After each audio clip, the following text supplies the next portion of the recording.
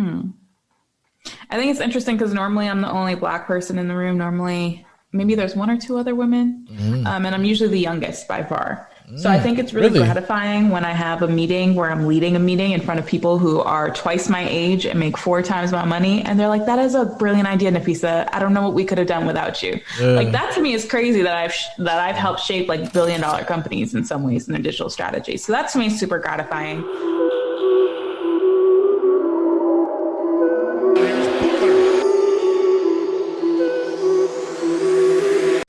Welcome to another episode of Kicking It with JB, man. I have the Queen Bee, the beautiful, you know what I'm saying? I don't want to butcher your name, so I'm going to let you go ahead and introduce yourself, man, but go ahead.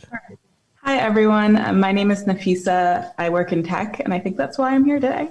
Yes, that is why you're here today, man, because I met Nafisa at Afrotech, what was it, 2019? 2019, and it was nothing I've ever been a part of. Honestly, I really didn't know what to expect. It was crazy because I was on the Raiders at the time, and you know they just said, "Hey, you want to go to Afrotech?" And literally no one else on the team was going. It was just me. You know what I'm saying? So, I didn't know that. So yeah, exactly. Nobody else from the team. It was just me by myself. So I was really at that event by myself. You know what I'm saying? Just kind of wide eyed. You feel me? And I really didn't even know what Afrotech is or was or what it really like consisted of, but I just heard like, yo, this is a great opportunity. You might as well go check it out. You ain't got nothing else to do on, you know, Saturday from, you know, whatever, 9 to 3 or whatever.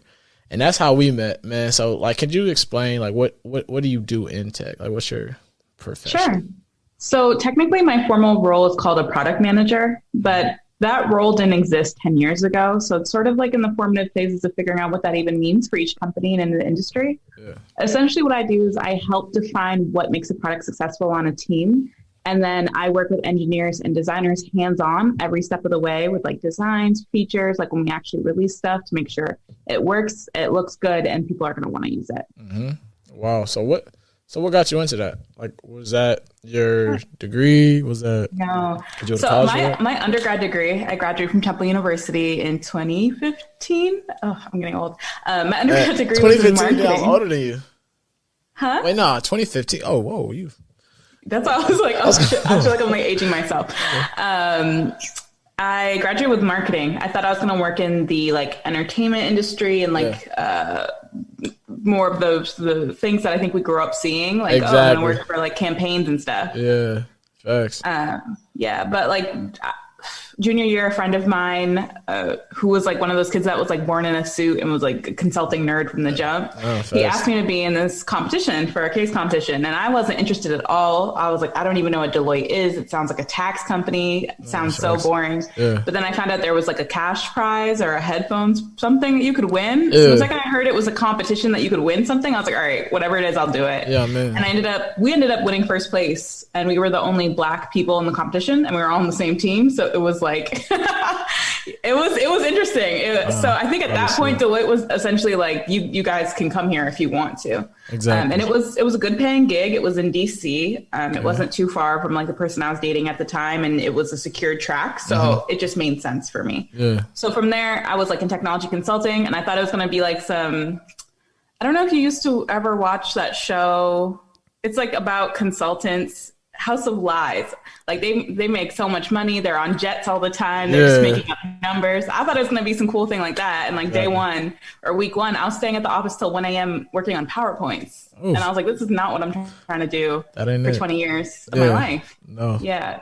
So I ended up transitioning into product management because there was this really cool part of Deloitte where everyone just wore jeans and got like free beer, and they were working on apps. Yeah, there was a beer fridge on the office floor. So I was like, whatever they're doing, I'm trying to get in on that. Y'all making moves over there, huh? They hired? Yeah, like my first day, sort of an orientation for that part, they showed me this video they worked on for Nike that showed like how Nike has been so involved in Black culture and Black history from the jump, like all the way back to Jackie Robinson. Okay. And I, like by the end of the video, I was actually like tearing up, like I was emotional, and I wanted to be a part of making things that made people feel something 100%. Or like change their life. And I just think tech right now is the way to do that. So I sort of made like a makeshift desk, and that's part of the company. I I got cool with the secretary and I asked her to make me like a nameplate, put it there, just started sitting there every day when I wasn't on a project, started dressing like them, started talking like them. They were looking for someone to lead the culture part of the product managers in the studio. And I raised my hand and offered, even though I wasn't a product manager yet. So because I became part of like setting learnings for people and coordinating lunches, they're like, well, isn't she a product manager already? And then 6 months later, they're like, oh, wait, we should have made you a product manager months ago. And that's how I kind of transitioned.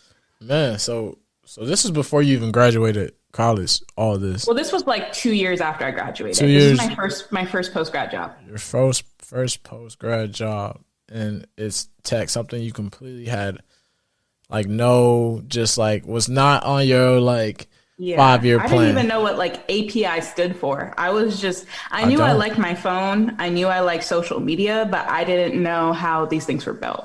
100%. Yeah, that's crazy, because when I think of tech, like, yours sounds dope. Like, you're talking about beer on the but that just goes a lot of perks. There's ping pong tables, there's beer. When we're not in a pandemic, I usually get free hotel and free food Monday through Thursday because I'm traveling to client site. They paid for my dog to fly with me. He's right here, was flying with me to my jobs. That's fun. So, like, it's not bad. You're going to work hard for sure, but it's definitely one of the most like in demand industries. So they're willing to treat their employees a little bit better to keep them. 100% so in demand. So I always thought, like, I guess my, small knowledge of tech is it's the nerd. No offense to you, but I'm just be honest. It's the nerd, man, who got his glasses, you know what I'm saying? And he's making apps and he's coding and he has to know the inside out of making an app, knows how to build a computer from a toothpick and some toothpaste, you know what I'm saying, and a couple strings.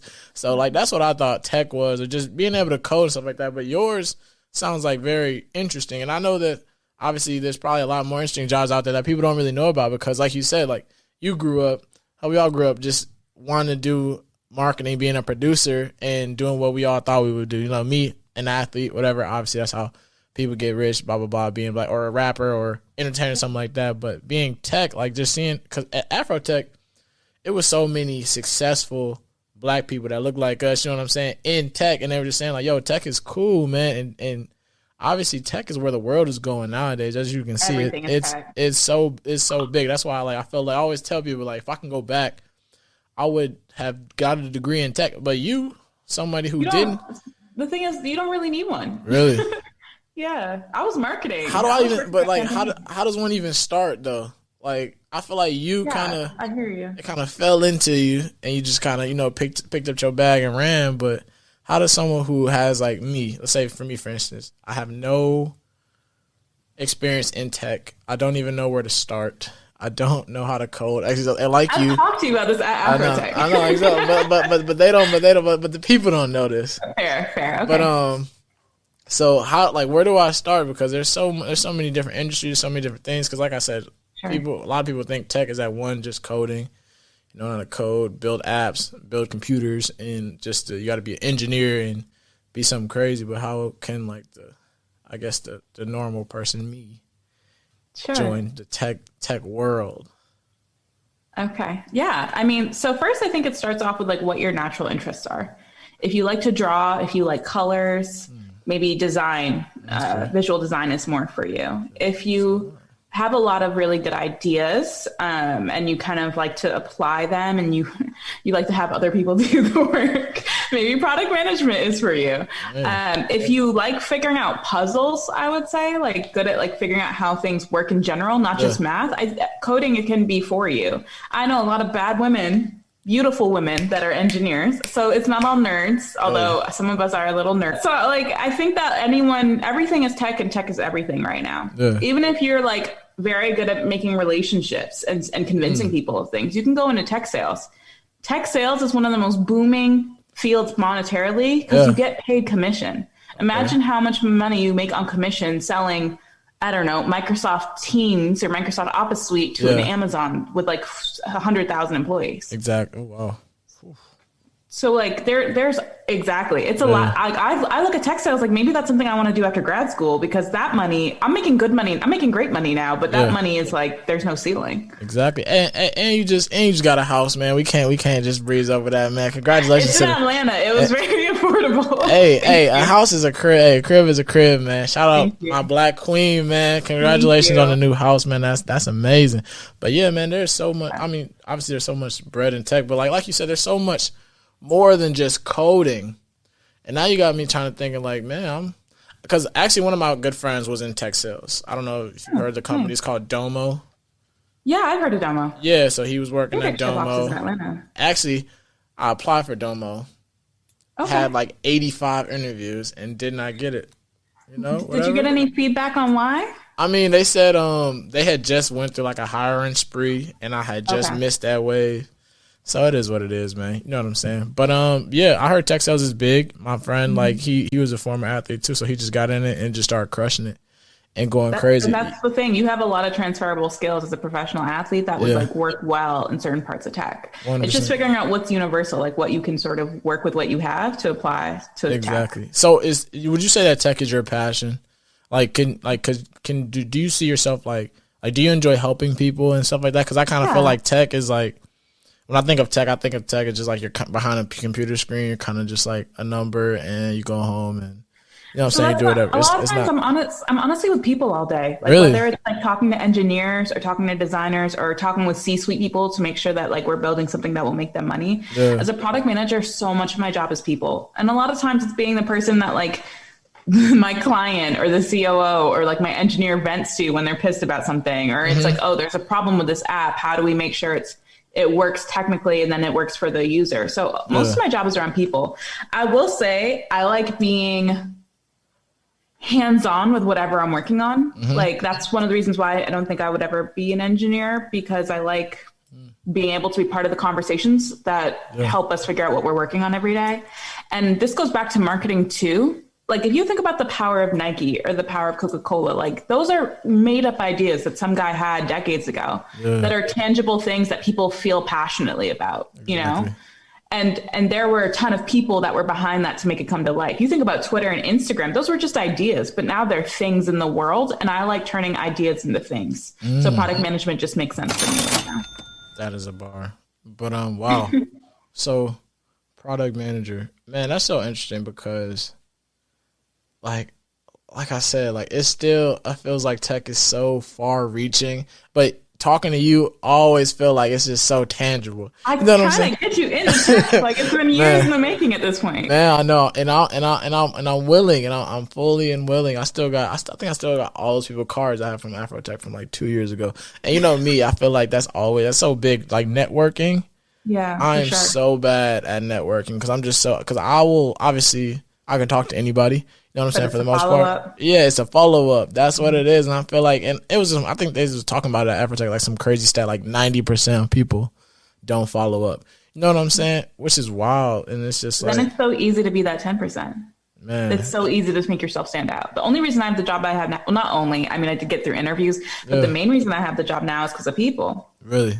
I technically didn't have enough years of experience for the role and pay grade that I'm at right now. But it was through connections. Queen. Love that. No, exactly. And I think that's what's crazy too. Like I always tell myself, like, I know I need to get in tech, but like when I have a child or whatever, I'm gonna let that little man or little woman definitely get in tech, man. Because I feel like my baby's gonna be coding at 5. That's what I'm saying, yo. Like I need them to know, like off the rip, like this is where it's at. Because like I said, if I can go back, I'll be in IT, I'll be in coding and stuff like that. So, do you know any like coding or stuff like that? Or is that like just completely not your thing? So no? The most coding experience I have is when I was 14, 13, and I was changing my profile on MySpace. I might have been younger than that, 12? Like, you know, like I would add like my little Lil Wayne freestyle to my MySpace profile, and you have to copy and paste the code and alter it to make the size different. Yeah. But that was like, that's the thing is I wish someone had told me like you're sitting on a 6-figure job skill right now. Like if I had kept doing that when I was 13, I'd be over here making my own apps right now instead of like looking for technical founders. Wow. So that's where I think it's interesting because there are so many universal skills. But of course, the more skills you have, the better. 100%. So and And that's something I'm going to actually work on soon, is learning more about like how to code JavaScript and HTML, CSS again, things like that. So so back to the average person getting into tech. Where do I even like search? Like find techjobs.com. I'll go on Indeed and search. Well, I recommend following our nonprofit Techsgiving. We post weekly job posts every Monday. Man, you beat me to the punch, man. I was just going to ask you, what is Techsgiving, man? So explain for the people who don't know what Techsgiving is. Sure. So Techsgiving is a nonprofit that 3 friends and I co-founded in 2018 because, like you mentioned, there were a ton of people you saw at Afrotech, but the reason why we all go to Afrotech every year is because it's like our homecoming, because we don't see Black people at the office. The other day on Zoom, I was like, oh, who's that Black girl on my Zoom? But I realized it was just me in glasses, and I hadn't seen myself in glasses in a while. Like there are not enough Black people in tech, especially the higher up you go or the more prestigious companies you go to. So our goal as a nonprofit is to fix that, is to create a stronger pipeline. It's to help people transition into tech. It's how people upskill into tech to make sure they're getting the bag they deserve. So we do that with like an online conference. We did a digital conference for free. We do weekly talks on Instagram and on Clubhouse. So I do Tribe Talks, which is like our Clubhouse discussions we do. Actually, the next one is how to transition into tech with people that transitioned after college, like learned their skills on the job. Okay. Yeah. And we also raise a ton of money for kids every year. And we give laptops, coding classes, hotspots to poor Black and brown kids who normally wouldn't get the chance to even see if they could be good at something because they don't even have the tools to figure that stuff out. Yeah. So like you were saying, man, so do you think, because like you said, we don't see a lot of our people in tech, and obviously it's not very glorified for our people. You know what I'm saying? We know the obviously the athletes, the models, blah, blah, blah, whatever that is. But do you feel that there is a lot of stereotypes in tech, like when it comes to who can be in tech, who does well in tech, and stuff like that? So it's funny because one of our career outreach days, we had a guy who has a startup that's working with VR for sports leagues. Like, how can you better analyze your performance and like your speed and things using VR technology? And the reason he sort of found that path was because he first had his love for sports, and then he figured out how to apply technology. I think the problem is that as Black people in this country, we aren't given the transparency or the visibility into like how things are actually made. A lot of the times when you think people like selling waist trainers on Instagram, it's because they see the people they see are wearing waist trainers. So that's what they're going to sell. We don't have people growing up that are in the industry. So we automatically don't even know it's a possibility. Exactly. So that's where it's like the chicken and the egg thing. How do we get more people in the industry when the people we need to get in the industry don't know people who are in the industry? And I think that's one of the larger stereotypes, is that like, it's not that we're not capable. We just have never been given the tools or the access. Exactly. So that's something that I'm trying to like deal with now. I would say like another stereotype in tech a lot is that like engineers or coders are very antisocial nerds. And that's not always true. The chattiest man on my team is my backend engineer. Like he will set up Zoom calls just to talk about his day and ask me about my hair that day, because he like used to work in the entertainment industry as like a makeup artist or something. So I think it's funny that like there are so many stereotypes when a lot of people that you would think are cool people, myself included, hopefully, actually like work in tech. And it's just because it's a conduit for every industry. 100%. Every industry. No, I think tech is so interesting, man. I think it's, like we said, it's booming. More of our people, or just people in general, need to be up on it. Obviously, I'm trying to be up on it, but I don't know. I guess I'm still just like, I'm still scared to make that transition, to make that jump. And I need to, I want to, and I honestly would need to be in contact more. But like, you are a busy woman to get in contact with, man. I always answer though when you hit me up. That's rare. I have people I don't answer, so I try. Yeah, that means a lot to me. No, but you're doing some amazing things, man. Just like, I think that's so special that you're in it, and just being a pioneer in tech and Techsgiving is amazing, man. Because I always see that, and I see you going crazy on Clubhouse also. Like, what do you think of that platform? I think that's a dope platform for people and just like different creatives to really, make their voices heard. So it's funny because the use case around Clubhouse is not new. There have been other audio-only social networking platforms to exist. But I think Clubhouse is a great example of how being successful in tech is more than just building an application. They were so intentional with who they got on their platform first, how exclusive they were, what was their rollout, were they considered exclusive or just anyone could come on. that part is, I think, what made Clubhouse so successful, because now people are like hyped to be on Clubhouse because they've been waiting to get on, or they've heard about it through like other people, or they see conversations being had with people that they're trying to be like. So I think Clubhouse is really interesting. It's very powerful. I've had conversations with people. Like, I have a startup idea that I didn't plan on releasing to the public until like 2026. And through like casual conversations with Clubhouse, I'm meeting multi-millionaire investors who I never would have been in the room with just because of where Clubhouse is right now. Exactly. So I definitely recommend, like, people don't just follow your friends and talk about like, should she pay, what happens if she doesn't pay on the first date, but like, there are so many good business conversations being had, and you can learn so much because of where Clubhouse is right now. Like, there's access to people you would never normally have access to. Exactly. I think it's a great platform also. I definitely got on there because for this podcast and just stuff like that. But damn, you definitely just pressed me when you said I shouldn't follow my friends. I'm definitely just following my friends. Now I'm about to go follow like 100 of people I just want to be like, or get in the same room as and talk with and chat it up with. But that's amazing that you've definitely like made those connections. I think you are a network queen. I'm really bad at it, honestly. Let's talk about it, because it's hard. There are people who are in my LinkedIn inbox that I know haven't connected with.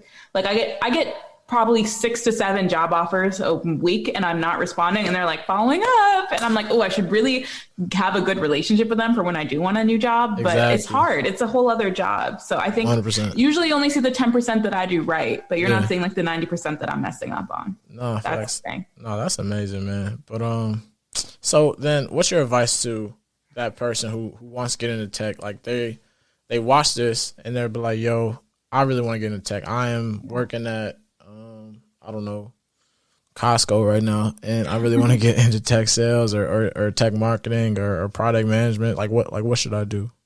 So it really depends on what you're trying to do.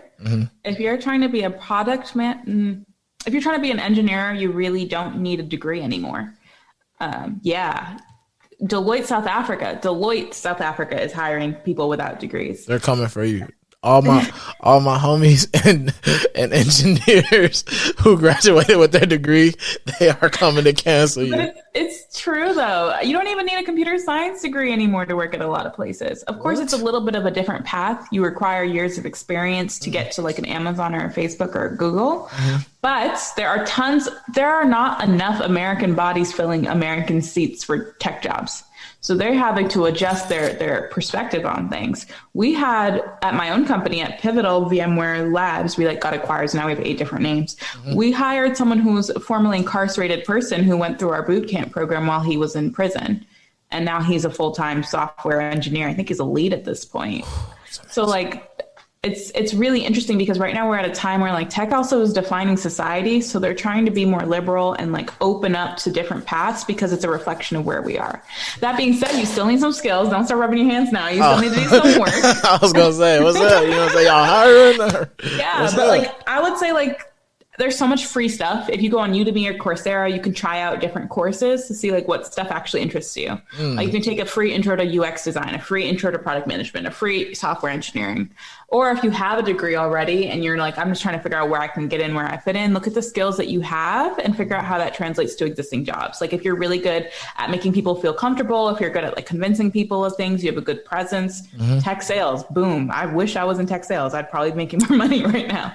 So like, there's so many opportunities. The first thing is like, figure out what you naturally like, figure out what you're naturally good at, and then find the jobs in tech that align with that. And if you're like an accountant, you can be an accountant for a tech company.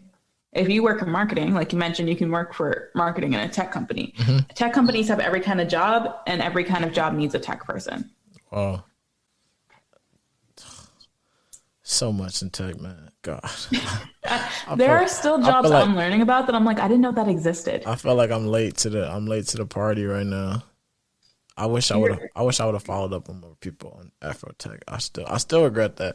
I still might one day. Like, yo, remember me from 2 years ago? Just connect with them on LinkedIn and see what they're posting and just start interacting with their posts. People love people that gas them up. So if they're like, oh, look at James just like saying hi and saying like, this is so interesting. That's great. And then you can just follow up with them after, because then you'll be fresh off the top of their mind. Exactly. Wow. Okay. That's a bar. Love that. Love that. So okay, then what's the most gratifying like part of your job that you do, you think? I think it's interesting because normally I'm the only Black person in the room. Normally, maybe there's one or two other women, and I'm usually the youngest by far. So I think it's really gratifying when I have a meeting where I'm leading a meeting in front of people who are twice my age and make 4 times my money. And they're like, that is a brilliant idea, Nafisa. I don't know what we could have done without you. Like that to me is crazy that I've helped shape like billion-dollar companies in some ways in their digital strategy. So that to me is super gratifying. I also love so in development, everything's a user story. Like this user needs to do this so that they can do this. I write those. And then I write what the requirements are. Given that the user's on this page, when they click this button, then they should be navigated to this page. I write those. I check with the designers on what they should look like and give feedback on those designs. I work with the engineers once they're done writing the code to make sure it actually works and looks good. And then I accept them. The coolest thing is like when I see a user story that I came up with in my mind from, of course, like user research and collaboration with the designer that I came up with in my mind. And then like I download the newest update of that app and I can open it and see that user story working and know people are like interacting with that and it's helping solve a problem. That is so cool to me. And usually that turnaround time is like 2 weeks. So like from 2 weeks, I have an idea in my head to improve something to like seeing it in the real world and people are able to interact with it. Damn, man. Yeah, that's so cool, honestly. Wow. Nah. Man, I'm jealous. Nah, see, I'm excited now. Watch, because let's say probably like a 2-3 years from now, watch, I'm going to be in my tech job. And I'm going to hit you up, be like, yo. I mean, you already made money, clearly, because you're in sports, but like making more money. It's a little baby bag. But yeah, nah. There's real money in tech, though. Because are a lot of tech jobs remote? Because I feel like that's the way people are on now. You know what I'm saying? Because I personally, I have a goal that one day, like when I'm done putting this helmet on and banging my head against people who are twice my size, I want Make sure you're taking fish oil for your brain. For real. No, but I want to live like abroad. Like that's my goal. Like I really want to go live abroad. Yeah. My goal is Spain, Barcelona. I think that's where my heart is calling me because I really want to learn Spanish. I think that's the best way to learn it is being and experiencing other cultures. And speaking of experiencing other cultures, you are always traveling. So I mean, we have a healthy vacation policy. It's unlimited, so I try and use that. Wait, what? And I'm also East African, so I like to go back to East Africa a lot. Yeah. Because that's somewhere where I might potentially live one day. And my app idea involves East Africans. So I like to be there a lot to check on the pulse of things and like just be home. No, that's amazing. You said what? Is unlimited? Your vacation is what unlimited? I heard vacation. Okay, so this is the thing, right? Our vacation policy is technically unlimited. Statistically speaking, industry-wise, people take less vacation time when it's unlimited because they're afraid to ask. When people don't know their boundaries, they like get scared. Okay. I'm not the one. Hey. I will take. I've taken like 7 weeks of vacation since I was like 22, 21. Yeah. You've taken 7 vacations. 7 weeks, like I could think a year. If you add it up, if you look at like all my days when I look back on stuff. Yeah. This year I haven't as much because we're in a pandemic. Where am I going to go? But like I remember my second year at Deloitte, I was like 23. I took 16 days off to go to Tanzania for my cousin's wedding. And my friends were like, how are you doing this? I'm like, listen, until they change that policy, I'm going to keep using it. No, that's amazing. But no, so like I was saying, man, I really want to obviously go live abroad. It doesn't really matter where, but I think Barcelona, Spain is like where my heart is. But so are a lot of tech jobs remote? Because I feel like when I think of tech, I think there are remote jobs, but are they? There are definitely remote jobs available.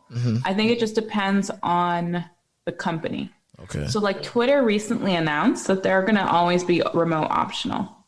So you never have to go into an office again, because to be quite frank, it's expensive to pay for real estate. And then when we're at the office, I would get free breakfast and lunch every day, unlimited beer, unlimited snacks, unlimited kombucha. They had a ping pong table.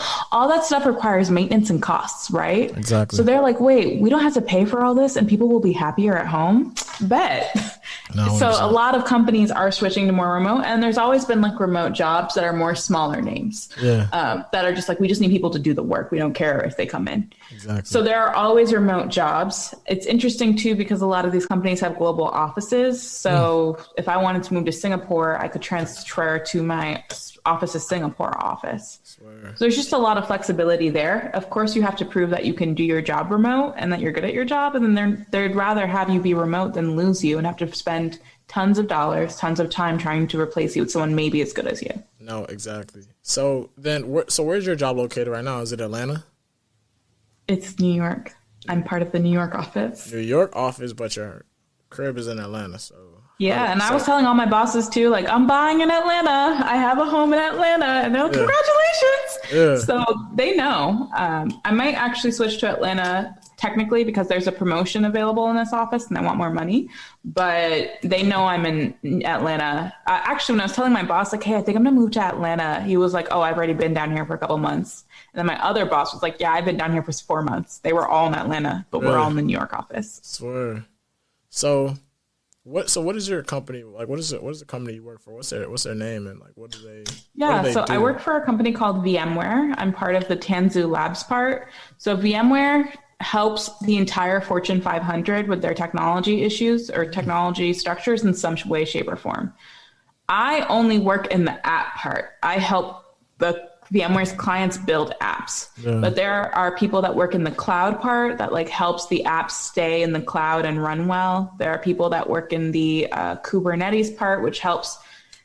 Good example for this, I always use the sneaker drops. Like Foot Locker gets more traffic on the day Yeezy drops than any other day of the year, right? It's crazy. Sometimes the site breaks down. And when the site breaks down, customers are pissed and they don't make money. So Kubernetes is like, exactly. Or they have to deal with fighting bots and they have to have anti-botware to like help with that so people can actually buy some sneakers. Okay. Yeah. That's my next question about that. Yeah. So Kubernetes is like, how do we pay for enough service the day we need to meet that demand without paying for all that space every day of the year and wasting money on 364 days. Yeah. So there's different types of people. I work in Tanzu Labs, which is like, how do we build an app people actually want to use? And that's more of a consulting thing. So that's why I was getting my food and I was staying in a hotel Monday through Thursday because I would fly to client site. Asher, my dog, and I would stay in a hotel. I'd have to eat there. I'd have to do so many expense reports because I was always using the corporate card. And then I'd come back Thursday through Sunday and stay at my place in Brooklyn. That is a life. And this is your first tech job. So you've been in this job since you're like this job you're at right now. My third tech job, actually. Your third tech job. So you've made moves. So like, I'm assuming like, have you moved up or you just moved to different companies to do different? I moved up and moved across. Like, I was a junior product manager when I left Deloitte. I went to Wheels Up, which is a startup that is essentially the Uber for private jets because most of these people do not own jets. They're very expensive and half the time you have a jet, it can't land in half the airports or it can only go a certain distance and you want to go to LA. So I worked on the app that helped people book private jets like they were Uber cars to make it easier and cheaper to fly private. That was a promotion. And then I got promoted again and I got a significant pay bump when I moved to Pivotal VMware. Yeah. Wow. No, that's amazing. So back to the bots because it looks like you have beef. I got a bone to pick because if you know the keys to beating a bot, you need to tell me because there's not been one. I think I've gotten lucky one time in a sneaker drop with like some Yeezys. Only way to beat the bot is to build the bot. To be honest. So here's the thing is I worked for clients too, where we helped build anti-botware. Someone who was really good at that was Adidas for Ivy Park. They've gotten really good at that. Tell Adidas to use that same software for Yeezys because that is really what I'm talking about because Yeezys bots, them bots is killing the game right now. So it really depends on the vendor. Like, is it like Dick's Sporting Goods recently started selling Yeezys and a lot of people don't know that. So if you're looking for Yeezys, go to Dick's Sporting Goods day of the drop. They're not good at advertising that. The store? The store, Dick's Sporting Goods, like they got, or like the website? The website has Yeezys now. Okay, bet. I was actually working there and sort of somewhat helping them with their first Yeezy day because they had to prepare for this onslaught of traffic that they've never had before. Yeah, I bet. Yeah. That was a nightmare. No, so you said to beat the bot, you got to build a bot. So what does that even mean? You have to build the software that runs scripts, that simulates users, that goes through the checkout process for you and hits as many sites as you have signed up for, domains you've signed up for, and sees what sticks. Wow. So what's made Ivy Park? Beyonce's. You better say Beyonce's clothing line, right? My fault. Don't come for Ivy me. Park. Don't come for me. Nah. So what made them so good at like being able to beat the boss? What are they doing differently than other like? Yeah, I think Adidas has been investing a lot of money into that recently. It's really just been spending the money on the team that works on that stuff. No, exactly. No, that's amazing. But man, tell Adidas website to stop keeping me on hold, man. I just want a pair of shoes and I don't want to hurt nobody. You gotta think like all those people hitting a singular website at once. Like that's a lot even of traction. The shopping cart functionality of like you're in line. That took a lot of work to stand up. That's true.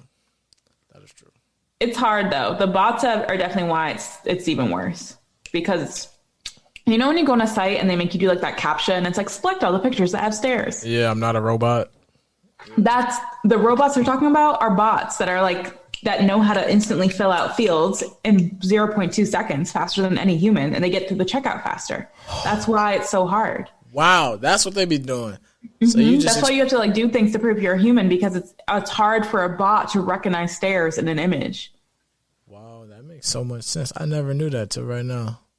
Yeah. I mean, I knew they would ask me, I'm not a robot, so mark all the tractors in the picture, but whatever. I never. Because it's really hard to build something that can do that immediately. Yeah, no, that's amazing. Wow. So sometimes I be messing them up, and I'm a human, so yeah, no, for real. I be like, I mean, I'm pretty sure that's a tractor, or my eyes is playing games on me. No, for real.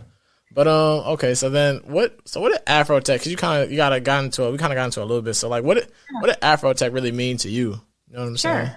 So actually, 2018, I worked with my former manager at the time. Now he's a really good friend of mine to get Deloitte to sponsor Afrotech. And that was a lot of freaking work to convince people to spend $50K on Black people. It's hard. It's really hard. For me, like one of the reasons why I never thought tech was for me was because I thought being Black and being a woman, tech wasn't for me. I always loved tech when I was growing up, but like I feel like I was pushed away from math. I feel like I was pushed away from like the science of stuff. And so you start to hear these little like messages in your head when you look at stuff like this isn't for me. Let me not look crazy trying to do something that's not in my lane. And so a lot of times that's what holds you back 100%. The most is yourself. See, trying to get you to. No, so Afrotech was incredible for me. I remember I got really emotional when I first went to Afrotech because it was like all these people have figured it out or they're actively trying. So I won't look stupid for being here. I don't look stupid for trying to be that first person in the room because all these people are in the same struggle that I am. Exactly. Wow, that's amazing, man. Because I remember just being at Afrotech and it's just feeling like, like Black excellence, man. Just so many people, because I never seen that before. You know what I'm saying? We don't see that very often. That many people that look like us in tech, man. And like I said, like I'll stand on this. It's not glorified. It's not very like like go to college and get a tech degree. You know what I'm saying? But I will say, a lot of people like there are tons of athletes that are investing in startups. There are tons of rappers and musicians that are investing in startups. They're just keeping it to themselves. 100%, because you know what I'm saying. They got to keep that bag to themselves. I respect that. I definitely respect that now, but I definitely want to get into tech one day because I think tech, the way the tech is going right now is amazing, and to see people that look like us, man, or definitely to see young folks, you know what I'm saying, in the tech right now is amazing. And I love all the things that you're doing, man. There's definitely some stuff that we talked about before this that you're going that's about to go crazy. That's just going on behind the scenes, man. I'm praying and hoping that it all works out for you, but definitely want to connect more and learn much more than I am now because I'm kind of be in it, then I'm out of it, in it, then I'm out of it. You know what I'm saying? But it's definitely something I want to be a part of, man. So I just want to say thank you. And like where can people, find you, get in contact with you? You know what I'm saying? Definitely willing to help, it seems like. So for my Instagram is not professional. It's a mix right now. So if y'all follow me, you'll see some stuff that's not tech related. Please remember I'm a full person after hours. But my Instagram is 24 and then Karat, Karat, Nafi, Nafi. Nafi is my nickname. I post a lot of stuff that we're doing with Techsgiving, things that I'm doing with my podcast. And then also I'll be posting more things on my startup that I'll be starting, God willing, next year. which is exciting. So if you love to travel and you wish travel, planning group trips was easier, definitely keep an eye out for my app. It'll be really interesting.